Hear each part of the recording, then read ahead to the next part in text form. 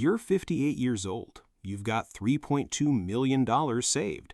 You've done everything right. Maxed out your 401k for decades, lived below your means, avoided stupid debt. Your financial advisor keeps congratulating you. Your friends think you're set for life. But here's what nobody's telling you. You might be in the most dangerous retirement position possible. I'm talking about the $2 million to $5 million range. And before you roll your eyes and think this is some ridiculous rich person problem, stay with me, because what happens in this range affects way more people than you think, and understanding it will completely change how you think about money, retirement, and what enough actually means. Here's the thing. When most people imagine financial problems, they picture someone who didn't save enough, the retiree with $400,000 trying to make it work. And yeah, that's hard, but it's also straightforward. The math is simple. You know you need to be careful, you know Social Security matters, you know you can't afford mistakes. But $2 million to $5 million? That's the twilight zone.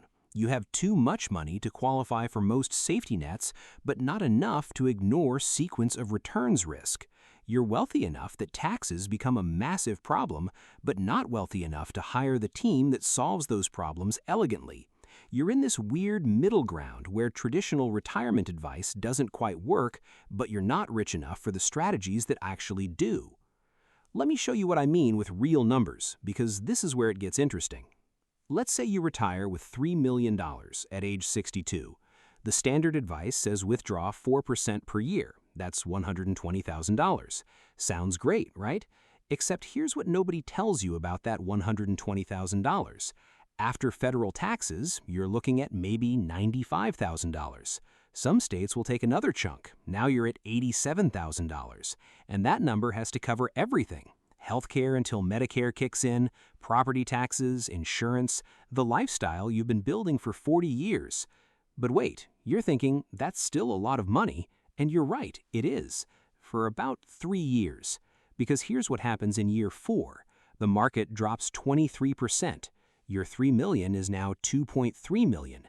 You still need that $127,000 to live. Actually, now you need $127,000 because of inflation, but you're pulling it from a smaller pot. This is sequence of returns risk, and in this wealth range, it doesn't just hurt you, it can break you. Most people don't realize this, but the first 10 years of retirement are mathematically the most critical decade of your entire financial life. Not your earning years, not when you're accumulating, those first 10 years after you stop working. If the market cooperates, you're probably fine.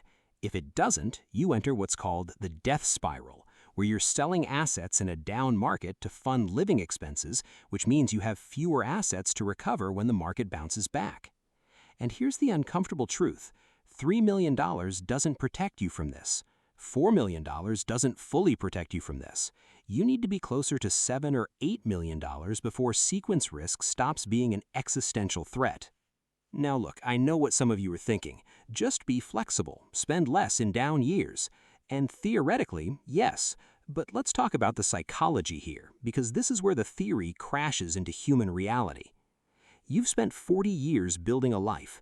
Maybe you've got a house you love. Your property taxes are $18,000 a year. Your healthcare premiums before Medicare are $22,000. You've got a certain way of living, not extravagant, just normal for someone who saved $3 million.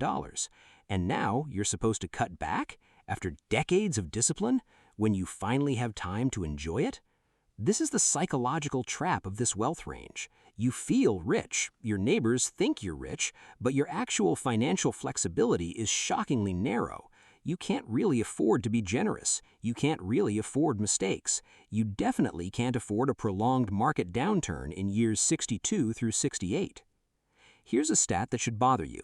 According to research from Morningstar, retirees with $2 to $5 million in assets have a lower probability of maintaining their standard of living through retirement than those with either less than $1 million or more than $7 million.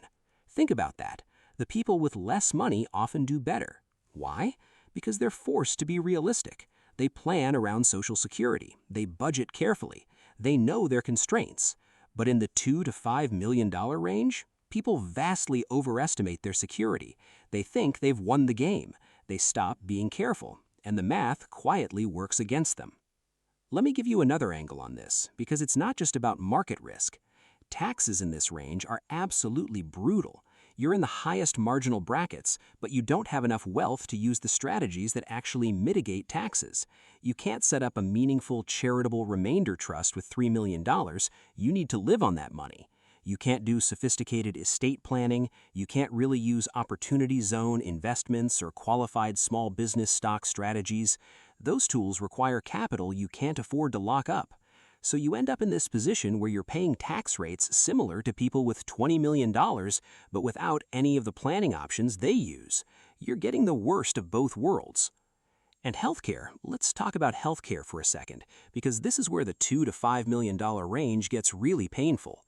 You make too much for the Affordable Care Act subsidies, way too much, so you're paying full freight for health insurance until Medicare starts.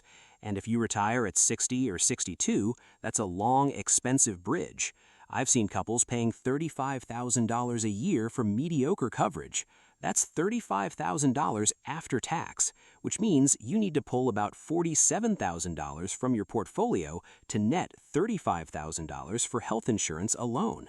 Meanwhile, someone who retired with $900,000 might qualify for subsidies and pay $400 a month. The person with $15 million doesn't care. It's a rounding error. But you're stuck paying the absolute maximum with no relief. Here's where it gets even more interesting. Medicare itself becomes a trap in this wealth range. Most people think Medicare is free or cheap. It's not.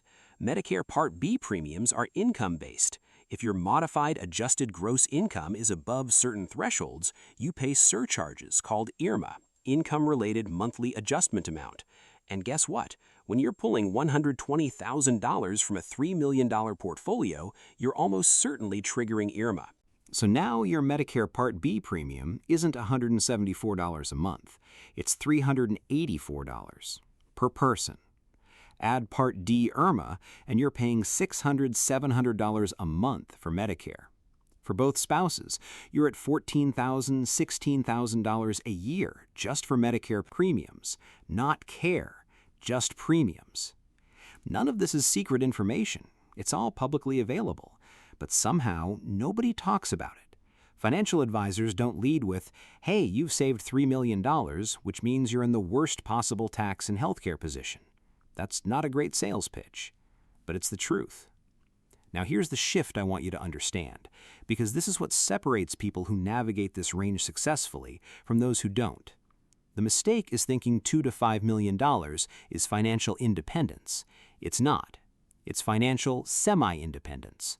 You're not free, you're just less constrained than you used to be, and recognizing that difference is everything. True financial independence, the kind where you can actually relax, doesn't start until you have enough assets that you can live comfortably on less than 3% of your portfolio, with enough buffer that taxes, healthcare, and sequence risk don't matter. For most people, that number is closer to $6 to $8 million in today's dollars. At $3 million, you're not independent, you're just well-positioned. And well-positioned means you still need a plan. You still need to be smart about Roth conversions in your early 60s before RMDs kick in. They can save you hundreds of thousands in taxes over a 30-year retirement, but you need to model it carefully. Fourth, think hard about healthcare geography. If you retire before 65, living in a state with good ACA options might save you $50,000 a year. If you're on Medicare, living in a no-income tax state might save you from IRMAA surcharges. This stuff matters. And fifth, this is the hardest one, adjust your identity around money. You're not rich, you're comfortable. And comfortable means you still need to pay attention. You can relax a little, you can enjoy life, but you can't be careless. Because the thing about the $2 to $5 million range is that it gives you just enough rope to hang yourself. You have enough money to make big mistakes, but not enough to absorb them. The retiree with $800,000 can't afford to buy a vacation home, so they don't. The retiree with $15 million can afford it, and it doesn't matter. But the retiree with $3.5 million, they might think they can afford it. And that decision, buying a $600,000 second property that comes with maintenance, taxes, insurance, and opportunity cost, That decision could be the difference between a secure retirement and one where you're stressed about money at 78. Look, I'm not trying to scare you. I'm trying to give you clarity, because the financial industry has sold this narrative that $2 million is the magic number, that once you hit it, you're set, and it's just not true. $2 million is amazing. It's the result of discipline and smart decisions and probably some luck. It puts you ahead of 95% of retirees. But it's not never worry about money again wealth. It's worry differently about money wealth. And if you understand that, if you plan around that reality instead of the fantasy, you'll be fine. Better than fine. You'll actually get to enjoy the retirement you worked so hard to build. Because here's the final thing. The people who do best in this wealth range aren't the ones who had the most money. They're the ones who had the clearest understanding of what their money could and couldn't do. They didn't overestimate. They didn't get careless. They stayed sharp, stayed intentional, and built a life that fit their actual resources, not their imagined ones. That's the game. That's what nobody tells you. And now, you know.